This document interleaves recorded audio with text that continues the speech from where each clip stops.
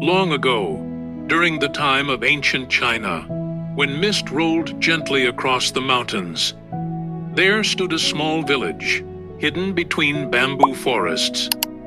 In that village lived a poor young man named Liang. He was known not for his wealth, nor for his strength, but for his honesty and humble heart. Liang worked as a woodcutter. Every morning before sunrise, he would carry his old iron axe into the forest and chop wood until the evening stars appeared. Life was difficult. His clothes were patched, his sandals worn thin, and his tiny home leaked whenever the rain came. Yet despite his hardships, Liang never complained. The villagers often said, "A content heart is a hidden treasure." One winter, news spread across the kingdom that the emperor himself would travel through the nearby province. The roads were cleaned, red banners hung from every rooftop, and people prepared gifts, hoping to gain favor from the royal court. Among the villagers lived a wealthy merchant named Chen. He was admired for his riches, but secretly he was greedy and proud. When he learned the emperor would pass through the village bridge, he devised a plan to impress him. Near the village flowed a narrow river, crossed by an old wooden bridge.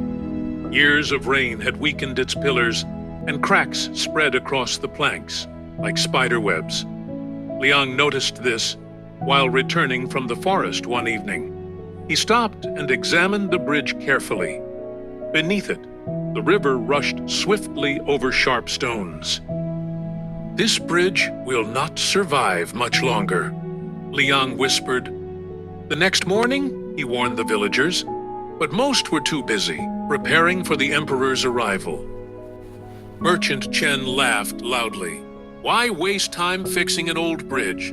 Once the emperor sees my silk banners and golden lanterns, he will reward me greatly." Liang frowned. If the bridge collapses, people could die. But no one listened. That night, while snowflakes drifted softly through the dark sky, Liang carried his tools to the bridge alone. Hour after hour in freezing wind, he repaired broken boards and reinforced the weak supports using timber from his own woodpile. His hands bled from the cold, his back ached. Yet he continued working beneath the pale moonlight. By dawn, the bridge stood strong again. Exhausted, Liang sat beside the river and quietly rested before returning home. Later that morning, drums echoed through the valley. The emperor's grand procession approached, soldiers in silver armor, horses draped in scarlet cloth. Then, suddenly, a royal carriage wheel struck, a loose stone near the bridge. One frightened horse reared violently, pulling the carriage sideways toward the river. People screamed. The heavy carriage tilted dangerously, but the repaired bridge held firm. The soldiers quickly regained control, and disaster was avoided. The emperor stepped down slowly from the carriage. He examined the bridge carefully and noticed fresh wooden beams beneath the old structure. "Who repaired this bridge?" he asked. The villagers fell silent.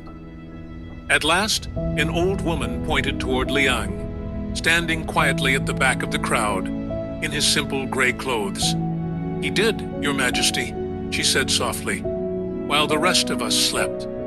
The emperor walked toward Liang. "You saved many lives today." Liang bowed deeply. "I only did what was needed." Merchant Chen quickly interrupted. "Your Majesty, please accept my gifts instead. I prepared them specially for your arrival."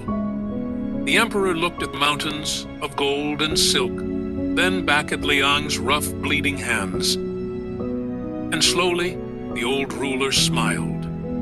The emperor said, "Fine words and beautiful appearances rarely reflect true virtue." He turned toward the villagers. This young man expected no reward. He worked in darkness, where no eyes could praise him. Yet, because of his actions, my people are safe. The emperor then removed a jade ring from his finger. and placed it into Liang's hand. Gold may decorate a house, but character builds a kingdom. The villagers lowered their heads in shame. Merchant Chen's face turned pale. From that day forward, Liang was invited to serve in the royal court, not because he was rich or powerful, but because he possessed something far more valuable. And though many years passed, the people of the village never forgot the lesson of the bridge.